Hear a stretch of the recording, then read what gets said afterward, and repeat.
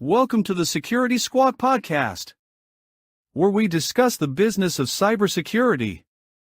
Here are your co-hosts and cybersecurity experts, Brian Horning, Reginald Andre, and Randy Bryan.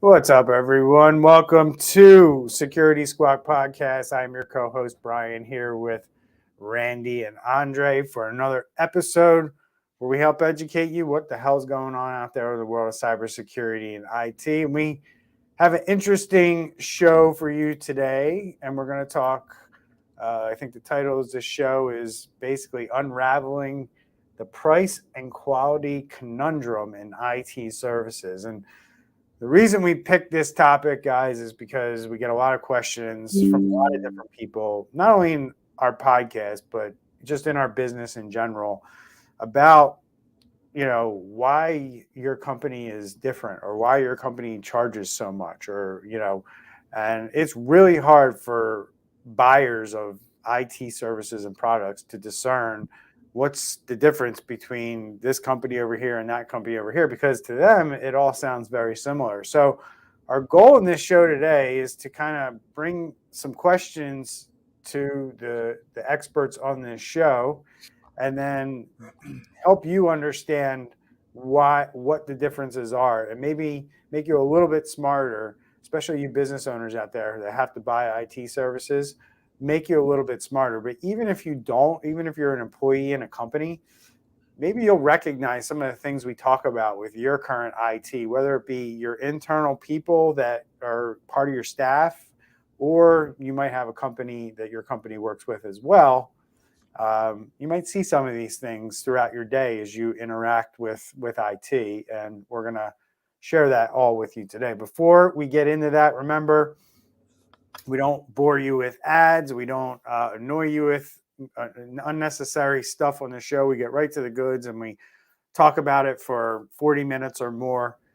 And in return for that, we ask that you help us out on social media by just giving this a thumbs up, a like, a share, a comment. All those things help those algorithms that those platforms run on to help other people see this content in their feed. So any little thing you can do to help us helps us continue to do this show. So, all right, guys, that's the name of the game. Anything you guys want to add to the intro before we dive into our questions? No, we're good, man. I guess do we stop saying Happy New Year now? We're halfway through the month. We're almost done 2024. So, yeah. All right. So let's get into it. First question that we have: what are managed service providers? And we can interchange MSP, managed service providers, IT companies, cybersecurity companies.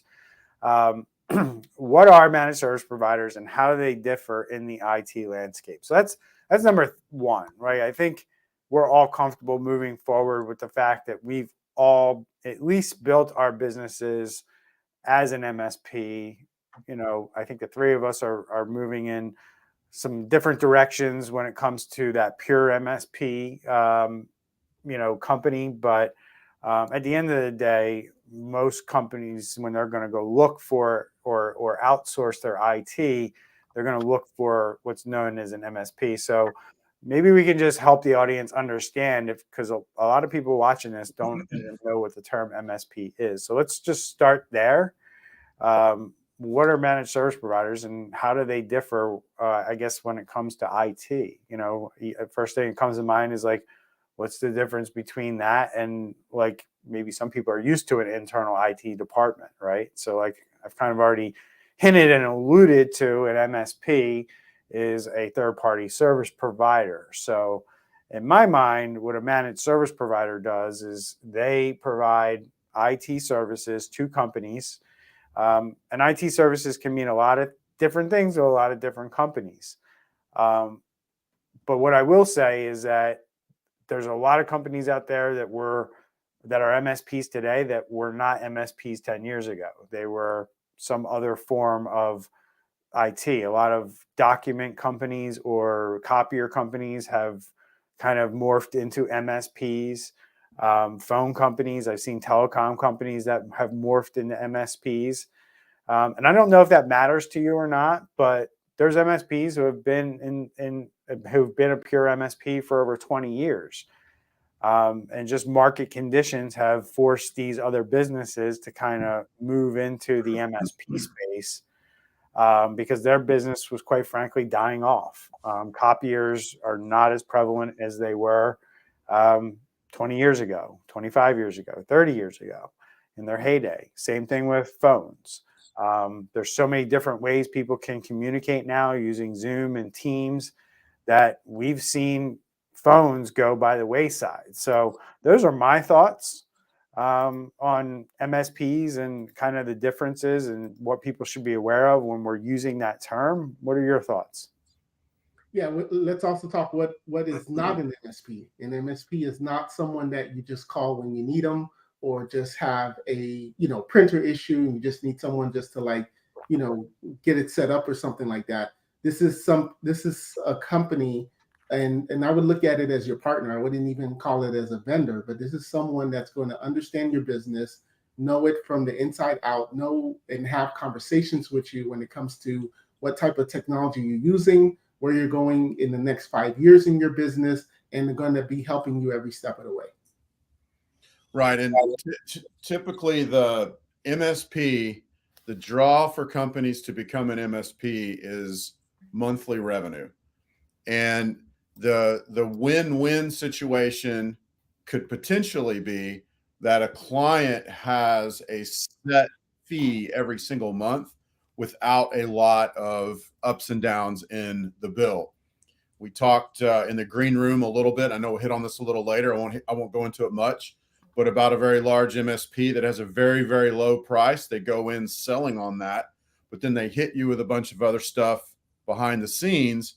Then that comes out on your bill and you pay a ton more. And so I would say that's one of the biggest differences in a quote unquote MSP. And what I see all the time are like when we're proposing to a potential new customer, they're bringing out these other prices that are, $30 a seat, $60 a seat, $150 a seat. They're all over the map, first off, and then they all claim to offer everything. And it is just crazy. So I'm kind of off into the weeds now.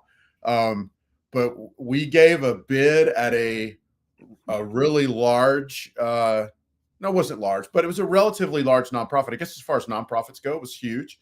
But anyway, what they came back to us after we met with them was everything that we had proposed. They hadn't even heard of all that. And so then they're looking for it because they weren't getting it anywhere else. I'm basically going to stop here. You guys are laughing at me. I'm way out into the weeds. I'm just waiting for you to do the whole show with this one question. That's dude, I could. I'm going now. So well, since you kind of cracked the egg on the pricing thing, I'm just going to move into our next question. And if anybody has any questions about, in their brain right now about what a managed service provider is, and we didn't address it, drop it in the comments. We'll go back to it. But since you brought up pricing, Randy, one of the questions we have is, why do MSP pricing structures vary so widely? And you kind of touched on it a little bit, but since it's our next question in the queue, why don't you dive a little deeper into specifically the pricing structures and what you see out there? Right. It's all about what can get slipped under the radar that you'll sign off on. And everybody's busy and people don't like reading the fine print. And so if they can put something over here, something over there, and kind of just get it where it all slips under the radar, I personally think that's vary so widely. There's probably some other reasons, but it varies widely should vary based on what's delivered and then the labor that comes with it. And often in conversations with potential clients, they'll say, well, you're so much more than this next bid. And I'll say, look, our tools alone are what their bid is. So one, If they're offering that low of a price, we know they're cutting tools and they're not offering them. And then two, if they're offering that low price, they're never going to have the labor to devote to managing those tools because they have the price so low. And I think that's one. I think the other one is a lot of MSPs don't really know what other MSPs charge, and they're comfortable with charging a certain price, even though, they probably should be charging more for what they're doing. That's my two thoughts. Right. I want to just expand on kind of what you're saying there, because you do make some good points. And going back to what you said last right there with MSPs just not knowing like what they should be charging in the marketplace. Well, we know this from the mastermind group we're all in together, right? That we see this all the time. And that's a big thing that I think the market needs to be fully aware of, is that like, as Andre pointed out when he asked us to kind of do a show like this, that this is a very unregulated industry. Nobody regulates us or tells us what we need to do, what certifications we need to have in place, what we need to be charging for services. People typically start MSPs because they're an IT person and they work somewhere and they think that they can do it better because they watch their employer charge these amounts, and they go and they do some math in their head incorrectly and decide that they can do it cheaper and make more money for themselves. And then they go out there and they end up doing this and creating themselves a job because they never make enough money to have a real business that grows and thrives. And we see this all the time. And what I'm saying is that most MSP owners out there are not naturally gifted business people. So unless they're getting an education somewhere about how to run their business properly, how to structure their prices properly, more than likely they just pulled a number out of thin air and started charging that number, and they're able to pay their bills with it and get by every month.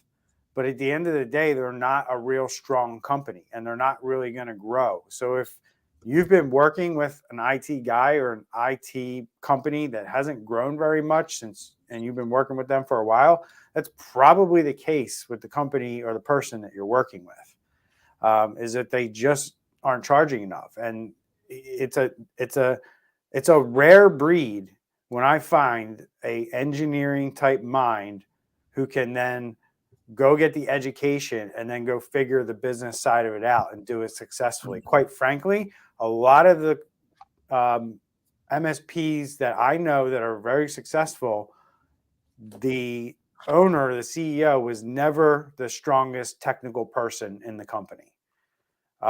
They were very either sales driven, sales focused, or they just knew they weren't that good at tech.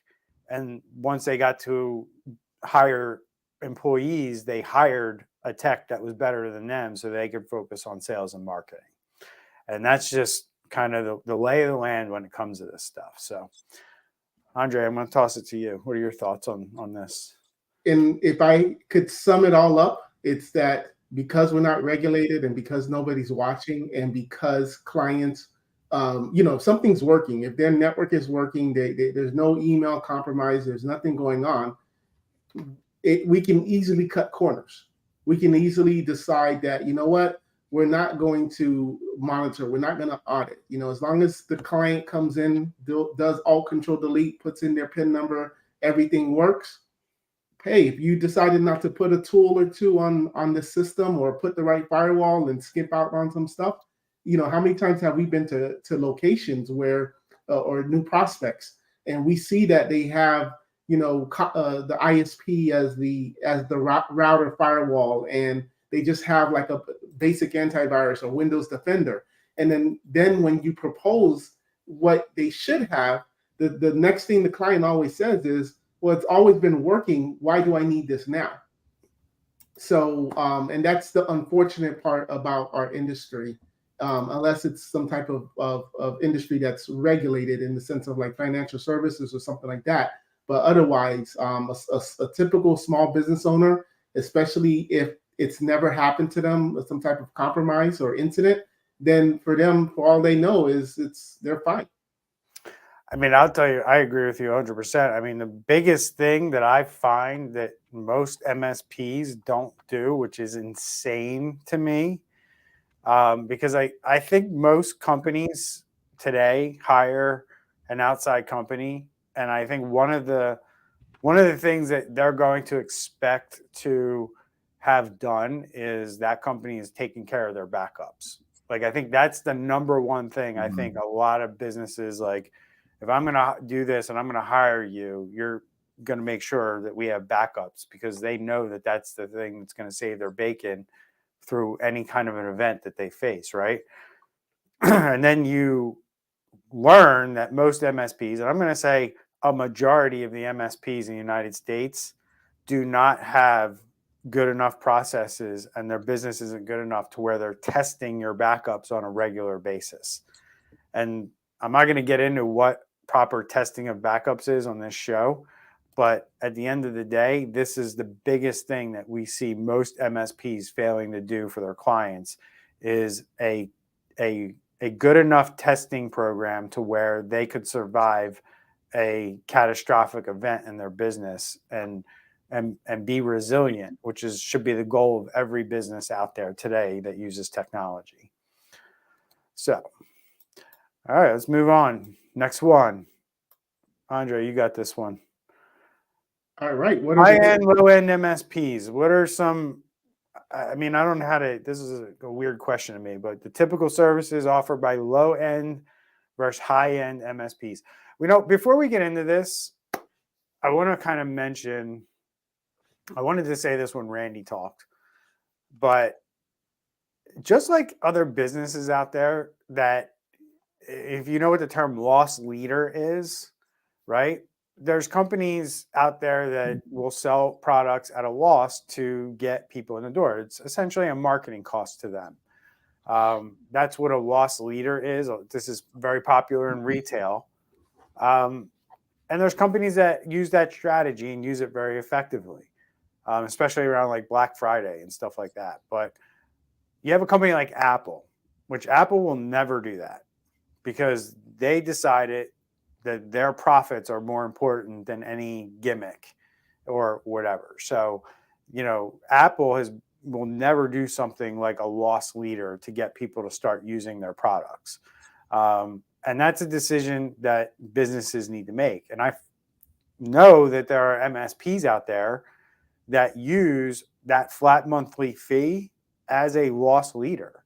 Like, they know that they are going to lose money on that flat monthly fee, because they know two things. They know that you're not smart enough to understand what you're buying, and they know that they're going to make up the money on the back end. So as long as they can get the foot in the door, they're usually the only people who have a seat at the table when decisions are being made to spend more money on IT down the road. And that's the strategy behind a company that charges a very low upfront price in order to work with them. So I just wanted to add that, because I wanted to say it when Randy talked, and I think it'll play into what you're about to say right here. So, well, actually, I'll put that. One of our, quote unquote competitors here in the South Florida market, they're a huge access control and camera vendor dealer company. So they do that same thing. They have about 20 or so techs that, go all around fixing cameras and things like that. But then what they did is hire this one guy who does IT. And then, there's a saying in our world that says, he who controls the network controls the customer. So then what they then decided to do is say, well, we have our IT division. But for them, their profits on hardware, when they're selling a camera and things like that, is huge. Their margins are great. So now, same thing, back to what you're saying, Brian, the loss leader. So they're coming in and just like destroying the prices. They're coming in more than a third cheaper than what we're coming in. But what they really want is the camera and the access control, because they know that they're the best in that, and they can now, make their money from that side. And then also, you don't now have the IT guy trying to bring in his own camera vendor or access control vendor that he recommends. So once they can just control that network, now they have that customer set for life. So just because you mentioned camera vendors, I got to mention this, and I believe this plays into what we're talking about here. We just had a guy here in New Jersey who owns a camera company that sold cameras to police outfits, police departments for like, mobile cameras where they have like the camera attached to the generator. And they can put them anywhere. And this guy just got federally charged because he was buying cameras from China that were banned by our government, and basically like having the manufacturer change the colors of the case around the camera and send them without the logos on it. And the feds found out, and this guy got charged with fraud for what he was doing, right? And this guy was selling cameras to police outfits throughout New Jersey for over a decade. Yeah. Like that's the world we're living in right now because we're completely unregulated. Yep. So, Randy, thoughts on what you see on the low end versus the high end? Well, I kind of mentioned it earlier, but you're right. It's a lot of times it's a loss leader where people don't take the time, and the MSP, which stands for managed service provider. I don't know if we actually said that, but that's just basically an IT company that offers regular services. But yeah, I don't know that if the MSP is thinking that the customer's just not really going to look at the contract enough, read it enough. Like you said, either they're too stupid, like they think they're too stupid, or B, they're too busy, or C, they don't care. They just know you're not going to look at it for whatever reason. You're not going to really look at it. And, at the end of the day, some of these companies that do this, they end up at a seat price, which is a lot higher than if you would have just bought it all at once in a package that doesn't change on month to month.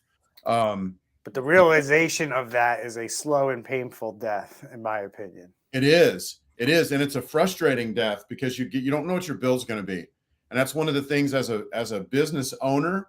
Uncertainty is a killer. We don't want uncertainty. We don't like uncertainty. And so not knowing if your bill is going to be $100 or $10,000 is a big deal. Going back to this question, if you're just getting charged a low price, and then there's no add-ons because they're not sly like that, then you're getting a very reduced service tool set, if you will, and your company's left vulnerable. And the question I've been thinking the last 5 minutes during all this discussion is, what are the cyber risks your company faces when your MSP isn't charging enough? Because when your MSP is not charging enough, either labor or tool set is suffering, and both of those could be catastrophic for your business. That goes right into our next question. What are the risks associated with choosing a lower price MSP? It's almost like you have the questions in front of you. And I wasn't even looking. I know you're not. I know you're not. Want me to answer this question or pass it on to one of y'all? Let me start it off, and then I'll bounce it back to you, and then we'll go to Andre. How's that? So I already mentioned it with the backup thing. So I mean, that's the biggest risk I see a lot of times is, lower priced MSPs just leave all kinds of risk to a business out there that the business has no idea that they have, because guess what's not going to happen? If something like your MSP, and another thing we see all the time is using, an administrator account across all your computers that's the same with the same password, which we see all the time, that introduces a huge amount of risk to your business. And your MSP is never going to come to you and tell you that that's happening. the only way you're going to figure that out is through a third-party risk assessment done by somebody who has no skin in the game. And a lot of businesses make the mistake of allowing their MSP to do their risk assessment, or they allow their MSP to bring in somebody who just is like, yeah, you're all good. Double thumbs up. MSP's taking care of you. Great. You need to go find your own independent person who has nothing to do with your MSP if you really want to know what's going on in your business. If you're going to trust your MSP or you're going to trust the person that they brought to you, I've seen it. You run the risk. And quite frankly, the one instance that I'm thinking of where I know it happened, I don't think the MSP was being nefarious or trying to do anything bad. I think the MSP believed that the vendor that they were bringing to them was doing a full risk assessment. But at the end of the day, it wasn't. And that left this company with a false sense of security that they were in good hands. And unfortunately, it's probably going to lead to bad things down the road if they don't ever get a third opinion on that. So those are some of the things I think. What do you think, Randy? I mean, I would just say it's very, very, very risky, and you're looking there. I just have so many thoughts in my head that are trying to get out, and I'm trying to organize them here. But all right, so let me go to Andre, and then I'll go back to you. Okay. Yeah. So you have basically you're transferring. You've hired an IT company. You're spending money.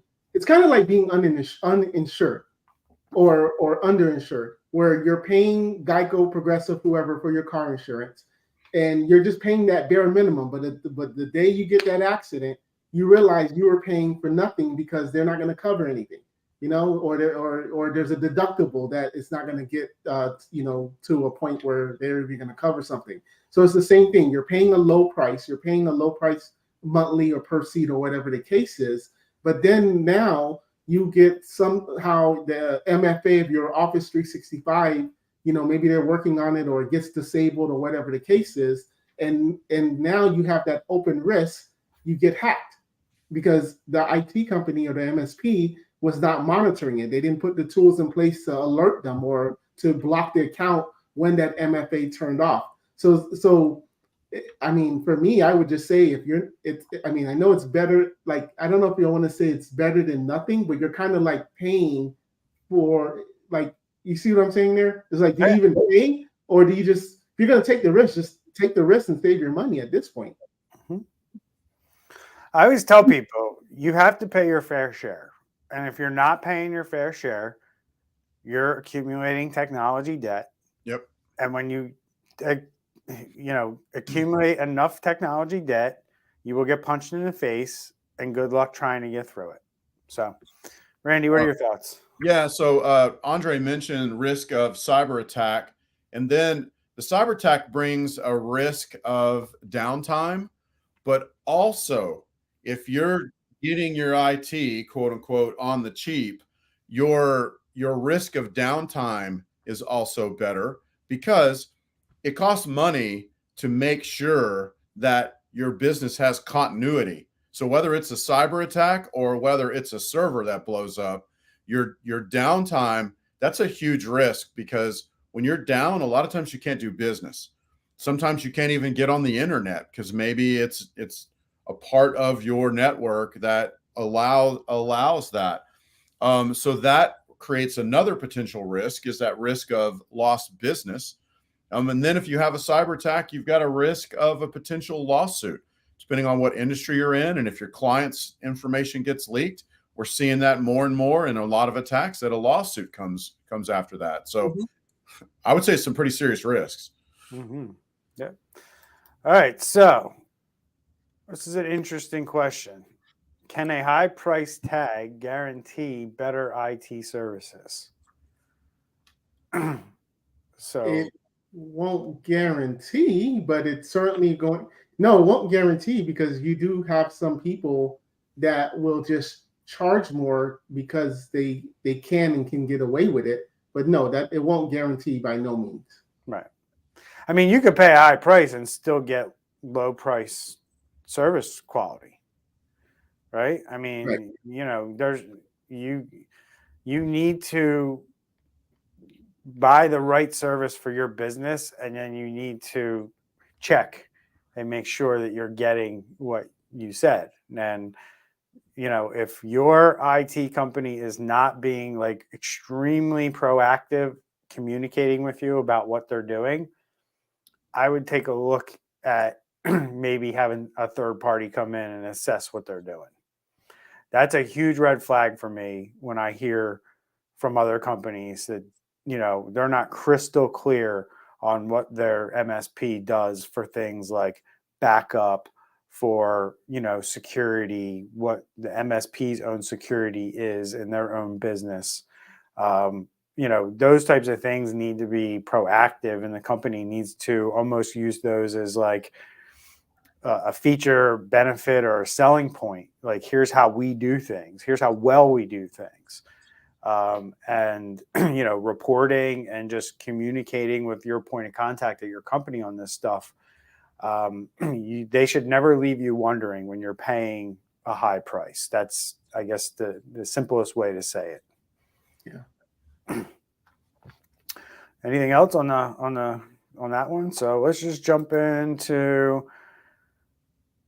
Kind of touched on this when I said some things about risk assessments and stuff like that. But Randy, why don't you take this one? How should businesses assess their IT needs to choose the right MSP?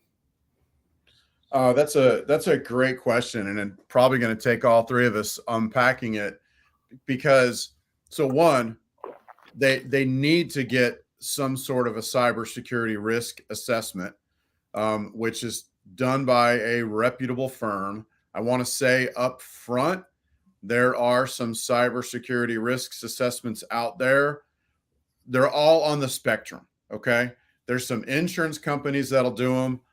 All they literally do is look at your website and check a few things on your website, and then boom, they've done a cybersecurity risk assessment. There are ones along that spectrum that maybe just check for one specific thing, or maybe check for a handful of things. Maybe they're checking for vulnerabilities or whatever. But you got to look at your entire IT inventory. That's the beginning of IT. Or beginning of cybersecurity is the identify part. You got to know what you have, both your equipment, your software. You got to know what kind of data you're dealing with, who has an eye on it. Are there any kind of protections in place? You got to have email, knowing if email is secure or not. I mean, there's a ton of things. So I would say a business, to assess it, they need to start off with a cybersecurity risk assessment that does all of that covers the full gamut, so you can know what you have and you can know what you need to do with what you have. So if you call if you, the business owner, call an IT company, and the questions that they ask you in a quick call is, hey, 10 computers, 10 users, and it's this price, that's a red flag that you're talking to the wrong vendor. Yep. That's a great point. I mean, number one, businesses need to talk to somebody to figure out what their governance is. Like, what laws do they have to adhere to in terms of data protection and breach laws, maybe industry regulations. Because if, and we're going to kind of talk about it in the next question, but if there's a law or regulation out there that tells you have to do something around cybersecurity, which is IT, you are going to have to do that, and it's probably going to cost you money to do so. So a lot of times I'll see companies talking to an MSP about, signing to, have them do their IT for their company, and the MSP isn't even talking to them about what their compliance or what maybe some of the laws are that they have to be concerned with in their business. So before you approach an MSP, talk to a lawyer and ask that lawyer, like, when it comes to cybersecurity or data protection laws, what does our business, have to follow? And at least you'll have a list of things that then you can go to an MSP and say, these are the things we need based on our requirements for our compliance. If you expect your MSP to come in the door and know this automatically, I got to caution you that that's probably not going to be the case. There's very few MSPs out there in my mind that qualify enough, that are good at compliance enough to where they would come in the door and let you know this. So if you don't select the right ones that you're looking at, chances are you run the risk of not even knowing, and you can't use that as your defense if something bad happens. So, I am a big proponent of having a lawyer involved when you're dealing with a service of this magnitude, if you don't know yourself. Yeah, I agree. But I would also add that if that MSP comes in doing homework on your industry and your company and saying like, okay, hey, based on my research or because we have other clients in this industry, this is what you need. That's like a kudos to them. That's what I mean. Yeah. Like there's very few MSPs that are going to do that.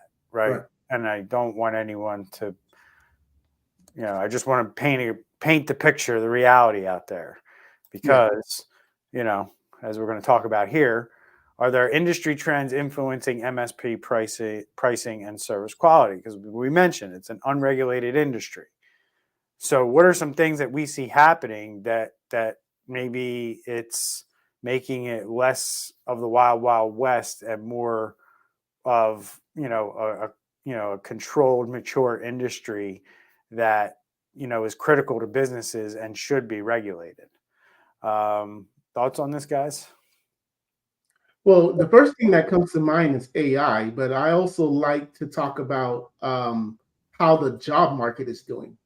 Because if the job market is weak in the sense that there's layoffs, then that's when all of a sudden you have these people that were in the internal IT departments for companies, and now they're like, you know what, I'm going to go on my own. And then that's when you get those guys coming in at $40 an hour and stuff like that. Because $40 an hour, if you're solo, that's not bad. But comparing it to an actual company, that's cheap. Right. I mean, if you're $40 an hour, you probably don't have any employees or not very many, and your services are not going to be that great. So, I mean, that's a good point. The market, we call them, I used to say back in the day, to become an MSP, all you got to do is hang a shingle outside and you're an MSP. It's true. So Randy, what are your thoughts on this? Well, one of them I was thinking of was what Andre said. There's a, and I'm just going to go off that first. There is a shortage of cybersecurity professionals. I think somewhere in the 400,000 to 600,000, not 400,000 to 600,000. So there is a shortage there, and that does affect. Also, there is a labor shortage in this field that does affect pricing. 100%. It affects our pricing and what we can deliver. 100%. And then also, I've said it to people multiple times, Randy, where I'm like, I can't hire somebody as cheap as you can. Like I know people, like businesses where they have employees for 30, 40 grand, right? I'm like, I can't hire people as cheap as you can. I mean, we're not even talking. Nobody's even going to talk to me for those kinds of numbers. So, cheapest employee we could probably get in the door that has IT skills is north of 65,000. I mean, that's where the market is today. When you talk about cybersecurity skills, forget about it. So go ahead. Good point. Yeah. So that's one. Also, compliance. Compliance is affecting this because we talk about it on the show all the time. Starts off with the Federal Security and Exchange, and a lot of that stuff is filtering down and or across to 100%. Other fields as we go. That's going to affect pricing because not all MSPs can deliver the compliance, which is going to pull some of the supply of MSPs out, which is going to drive price up. And then also other trends are cybersecurity offerings in general. Not all MSPs can provide cybersecurity. Once again, that's going to have the effect of pushing some out, which lowers supply when supply goes down, and demand is staying the same or getting better. That's going to make the price go up. Those are my thoughts. Yeah, man, great point there. Because the first thought that popped into my brain is like, if people could actually see some of the questions that are asked in that group we belong to, I think they would have heart failure knowing that like there's professional companies out there who ask some of the questions that they ask. And to your point, because they just don't have the cybersecurity talent on their staff and don't understand it, but they're trying to deliver that service, which is really scary. You know, and I'll go back to wrap up the show. You know, I think it's coming. I think the snowball is coming towards MSPs from a lot of different directions, a lot of different industries. I'm talking about healthcare, financial services, Department of Defense contractors.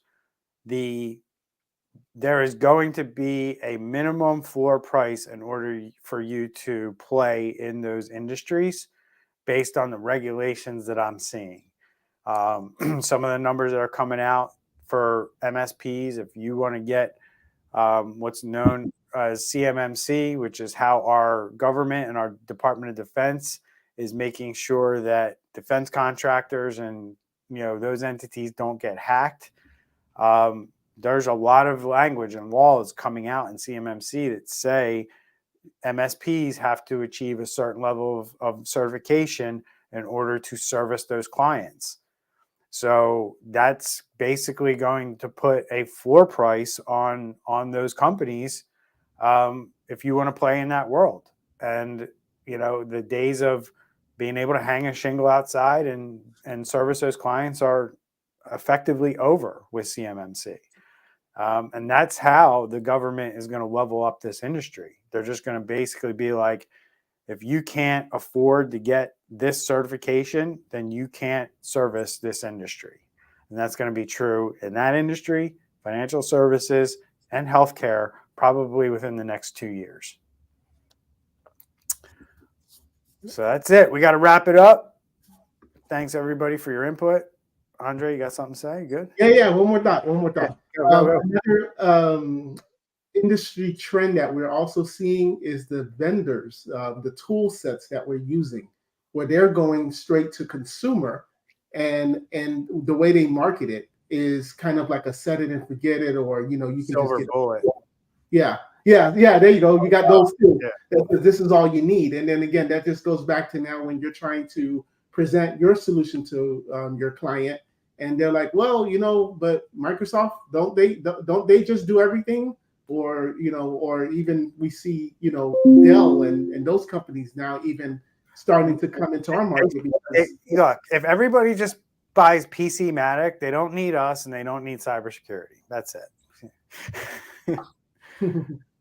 That's a great point, Andre. Oh, sorry, Brian. Go ahead. You were going to say. No, I was just going to say I had COVID all week, so I got to see a lot of PC-Matic commercials laying in bed. I didn't even know they still had them. Oh my God, dude. It's pathetic, the stuff that they say in their commercial. It's like all you need is PC-Matic, and you're so to their credit, though, that guy's been saying, so it's basically like a zero trust on processes. Like that's how it works. He's been saying that for like 15 years. He is kind of way ahead of the curve. Do you know what I mean? But yeah, the scary thing, and Andre brought it up, and that made me think about it though, is one, there's not yet a tool that is truly a panacea. And it kind of makes me wonder, some of our vendors in our space who are marketing directly to the company, like instead of going through MSPs, they're going to the company, the companies. Like how is that getting managed on that other side? Do you know what I mean? It's a little disconcerting to me. So yeah, that's a great point that Andre made. It's not a silver bullet. There's not one tool to rule them all, at least yet. So cool. All right, guys, thanks for the insight. I think this was super helpful to anybody that might be looking to hire an MSP in their business or change MSPs because they had a bad experience. Hopefully this has given you some insight and some more information on what to look out for as you purchase these services. Remember, it's an unregulated industry. It's much like the Wild Wild West. So, as they say in just regular business, hiring employees, hire slow, fire fast. I mean, and that's what you got to do with your MSP, in my opinion, too, if it's not working out, or anybody running your IT. So we'll see everyone next week. We're doing our show what day? Unlock your iPhone first. Oh, wow. Nice. We have the same voice. Nice. What do we do? When's the show next week? For Thursday? I think we said Wednesday. Wednesday? Wednesday next week we'll be coming on live. We'll see you then. Thanks for the support, everyone. Take care. Bye, y'all.